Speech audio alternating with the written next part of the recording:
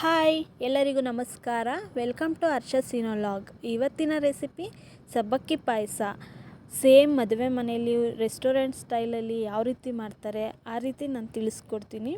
ತುಂಬ ಈಸಿಯಾಗಿ ಮಾಡ್ಬೋದು, ನಿಮಗೂ ಇಷ್ಟ ಆಗುತ್ತೆ.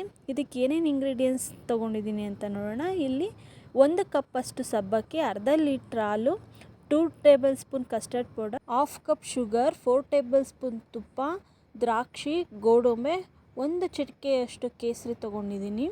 ಈಗ ಇದನ್ನು ಯಾವ ರೀತಿ ಮಾಡೋದು ಅಂತ ನೋಡೋಣ. ಇಲ್ಲಿ ಈಗ ಮೊದಲನೇಗೆ ಸ್ಟವ್ನ ಆನ್ ಮಾಡ್ಕೊಳ್ಳೋಣ. ಆನ್ ಮಾಡ್ಕೊಂಡ ನಂತರ ಈಗ ಅದಕ್ಕೆ ಒಂದು ಪಾನ್ನ ಇಟ್ಕೊಂಡು ಸ್ವಲ್ಪ ತುಪ್ಪನ ಹಾಕ್ಕೊಳ್ಳೋಣ. ತುಪ್ಪ ಕಾಯ್ದ ನಂತರ ಅದಕ್ಕೆ ದ್ರಾಕ್ಷಿ, ಗೋಡಂಬಿ ಹಾಕ್ಕೊಂಡು ನೀಟಾಗಿ ಫ್ರೈ ಮಾಡ್ಕೊಳ್ಳೋಣ. ನೀವು ಬೇಕಾದರೆ ಬಾದಾಮು ಹಾಕ್ಬೋದು, ಇಲ್ಲ ಚಾಪ್ ಮಾಡಿ ಬೇಕಾದ್ರೆ ಗೋಡಂಬಿ ಬಾದಾಮ್ ಹಾಕ್ಕೋಬೋದು. ಇಲ್ಲ ನನಗೆ ಆ ಥರ ಇಷ್ಟ ಇಲ್ಲ ಅನ್ನೋರು ಈ ಥರನೇ ಹಾಕ್ಕೊಂಡು ಸ್ವಲ್ಪ ಫ್ರೈ ಮಾಡ್ಕೊಳ್ಳೋಣ. ನೀಟಾಗಿ ಸ್ವಲ್ಪ ಲೈಟಾಗೆ ಫ್ರೈ ಮಾಡ್ಕೊಳ್ಳೋಣ. ಫ್ರೈ ಮಾಡುವಾಗ ಸಿಮ್ಮಲ್ಲಿ ಇಟ್ಕೊಂಡು ಫ್ರೈ ಮಾಡ್ಕೊಳ್ಳಿ, ಇಲ್ಲ ಸೀದೋಗ್ಬಿಡುತ್ತೆ. ಈಗ ಒಂದು ಪಾತ್ರೆನ ಇಟ್ಕೊಳ್ಳೋಣ. ಅದಕ್ಕೆ ಸ್ವಲ್ಪ ತುಪ್ಪ ಹಾಕ್ಕೊಂಡು ಫ್ರೈ ಮಾಡಿರೋಂಥ ತುಪ್ಪನೂ ಸಹ ಹಾಗೆ ಇದೆ, ಅದನ್ನು ಸಹ ನಾನು ಆ್ಯಡ್ ಮಾಡ್ಕೋತಾ ಇದ್ದೀನಿ.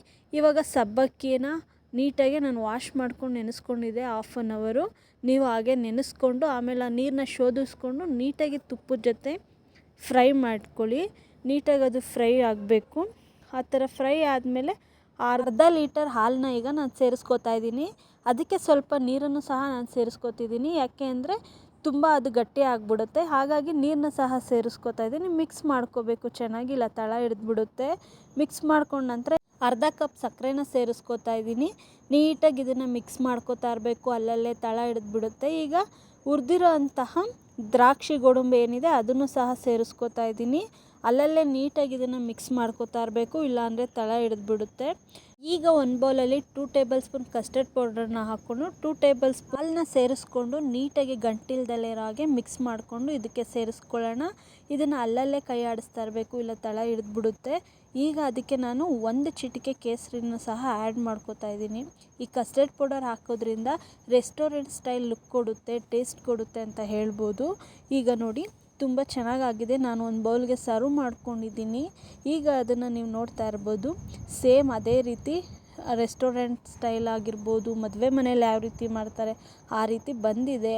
ನೀವು ಒಂದು ಸಲ ಟ್ರೈ ಮಾಡಿ, ನಿಮಗೆ ಗೊತ್ತಾಗುತ್ತೆ.